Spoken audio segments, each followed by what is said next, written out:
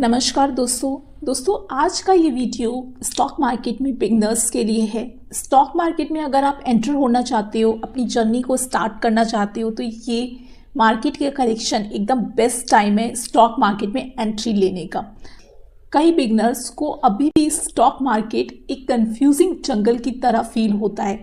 अगर आप भी वो हैं तो चिंता मत कीजिए, आप अकेले नहीं हैं। पर मैं आपको बताती हूँ ये इतना स्कैरी नहीं है जितना कि आपको ये लगता है। तो इस वीडियो में हम स्टॉक मार्केट को पूरा बेसिक से समझेंगे ताकि स्टॉक मार्केट पर आपकी कमांड हो सके, पर लैंग्वेज में समझेंगे ताकि आप लोग इससे रिलेट कर सकें। तो स्टिक टू द वीडियो, और वीडियो के एंड तक पहुंचते पहुंचते मैं आपको ये श्योर करती हूँ कि आप स्टॉक मार्केट में इन्वेस्टमेंट कर पाओगे अपनी समझ से। सबसे पहले हम समझेंगे प्राइमरी मार्केट, जहां से स्टॉक मार्केट की बिगनिंग होती है, एक शुरुआत होती है। सबसे पहले किसी भी कंपनी को अगर बड़ा होना है, कोई मीडियम कंपनी है, उसको लार्ज स्केल होना है, तो उसको पैसे की ज़रूरत होगी। अब पैसा वो कहाँ से लेती है? वो लेती है पब्लिक से। वो पब्लिक को अपने शेयर ऑफर करती है और फर्स्ट टाइम पब्लिक उस कंपनी के शेयर्स को परचेज करते हैं, उनको पैसा फंड करते हैं, और इसको कहते हैं हम इनिशियल पब्लिक ऑफर, जहां पर इन्वेस्टर कंपनी के शेयर्स डायरेक्टली कंपनी से परचेज करते हैं। ये सब होता है प्राइमरी मार्केट। आईपीओ आजकल काफ़ी ज़्यादा ट्रेंड में है क्योंकि बहुत सारे आईपीओस पब्लिक को, इन्वेस्टर्स को बहुत अच्छे listing gains on the same day provide करते हैं, और कई कंपनीज तो शॉर्ट टर्म में लोगों को मालामाल कर जाती हैं। दूसरी चीज हम सीखेंगे सेकेंडरी मार्केट। आईपीओ के बाद उन शेयर्स में ट्रेडिंग होती है, यानी कि कोई इन्वेस्टर उस शेयर को सेल करेगा और दूसरा इन्वेस्टर उसी टाइम पर उन शेयर्स को बाय कर लेगा।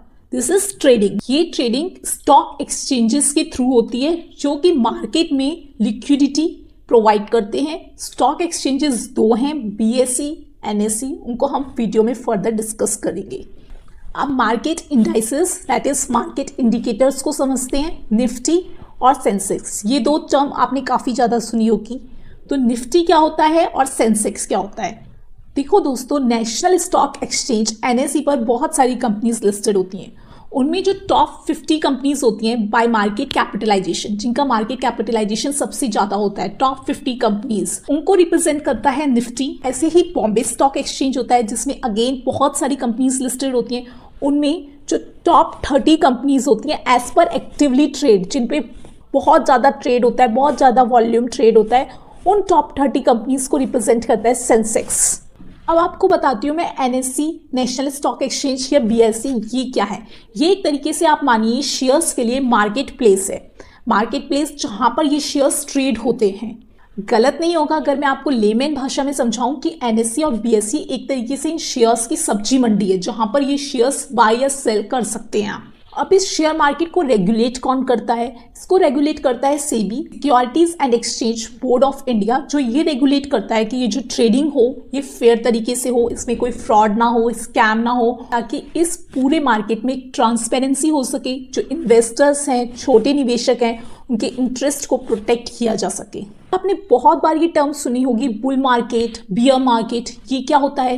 एक्चुअली बुल मार्केट या बियर मार्केट, ये मार्केट सेंटीमेंट्स होते हैं। बुल मार्केट जिसमें इन्वेस्टर ऑप्टिमिस्टिक होते हैं, वो एक्सपेक्ट करते हैं a rise in the share price. Bear market यानी कि पेसिमिस्टिक, जब इन्वेस्टर ये सोचता है कि यहाँ से शेयर प्राइस डिक्लाइन होंगे, गिरेंगे। जैसे अभी का शेयर मार्केट की बात करी जाए तो मार्केट में करेक्शन हो रहा है, तो अभी का मार्केट बियर मार्केट कहलाएगा। अब ये सब तो सीख लिया, अब मैं आपको बताती हूँ शेयर्स क्या होते हैं। शेयर्स होते हैं कंपनी का एक टुकड़ा, पीस ऑफ अ कंपनी को आप ओन करते हो, उसको कहते हैं, उस कंपनी में आपका शेयर है। जब आप कंपनी का एक छोटा सा पीस को आप ओन करते हो, that means you have a share in that company. और आजकल ये शेयर इलेक्ट्रॉनिकली आपके डीमैट अकाउंट में क्रेडिट कर दिए जाते हैं। अब जैसे दो एक्सचेंजेस होते हैं, एनएसई या बीएसई, ऐसे ही मार्केट में दो डिपॉजिटरीज होती हैं, सीडीएसएल एंड एनएसडीएल।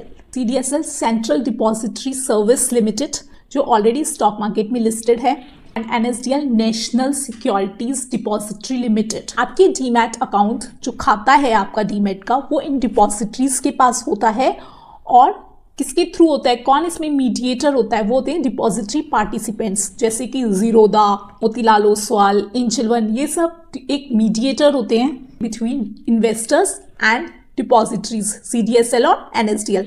इन्वेस्टर यहाँ, CDSL, NSDL यहाँ, जिनके पास आपका खाता है, और बीच में कौन होगा, ये mediators, Zerodha, Motilal Oswal, angel one growth, जो भी आप यूज़ करना चाहें। जानते हैं ट्रेडिंग सेशन के नॉर्मल टाइमिंग्स क्या होते हैं, कब मार्केट ओपन होता है। तो 9:15 पर मार्केट ओपन हो जाता है और मार्केट क्लोज होता है 3:30 पर। 9 to 9:15 ये होता है pre market opening. Stock market में 5 टाइप्स ऑफ इन्वेस्टर्स होते हैं, 5 तरीके के इन्वेस्टर। फर्स्ट, रिटेल इन्वेस्टर, जो कि स्मॉल इन्वेस्टर होते हैं, स्मॉल अमाउंट का इन्वेस्टमेंट करते हैं, अपन जैसे लोग। दूसरे होते हैं इंस्टीट्यूशनल इन्वेस्टर, जैसे कि म्यूचुअल फंड या पेंशन फंड। तीसरे होते हैं हाई नेटवर्थ वाले इन्वेस्टर, जिनके पास जो इन्वेस्टमेंट अमाउंट है वो अबव 2 करोड़ होता है, पैसे वाले लोग।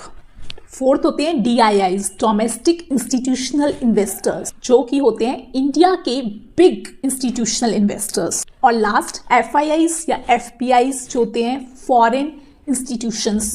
अब इस वीडियो का सबसे इम्पॉर्टेंट टॉपिक, आपको शेयर्स को कैसे पिक करना है। उसके 2 तरीके हैं, या तो आप शेयर्स का फंडामेंटल एनालिसिस करिए, जो आपको लॉन्ग टर्म इन्वेस्टमेंट में काफ़ी ज़्यादा हेल्प करेगा, या आप उसका टेक्निकल एनालिसिस कीजिए, जो शॉर्ट टर्म इन्वेस्टमेंट के लिए काफ़ी ज़्यादा प्रेफर किया जाता है। फंडामेंटल एनालिसिस के लिए आपको कंपनी की बैलेंस शीट गो थ्रू करनी होगी, उसके फाइनेंशियल रेशियोज को एनालिसिस करना होगा, मैक्रो फैक्टर्स को देखना होगा, और साथ ही साथ कंपनी की अर्निंग्स पर भी नज़र रखनी होगी। उसके हर क्वार्टर में कंपनी अपना क्वार्टरली रिजल्ट शो करती है, उसमें कंपनी की अर्निंग्स होती है, उस पर आपको नज़र रखनी होगी। टेक्निकल एनालिसिस के लिए आपको price trend, moving averages, company का सपोर्ट, रेजिस्टेंस, इनको ध्यान रखना होगा। दोस्तों, इस वीडियो से अगर आपको कुछ सीखने को, कुछ नया सीखने को मिला, तो ज़रूर से मेरी ये वीडियो अपने फ्रेंड्स को भी शेयर कीजिएगा। और अगर आपको मेरा कंटेंट इंटरेस्टिंग लग रहा है तो हमारे चैनल को सब्सक्राइब करें।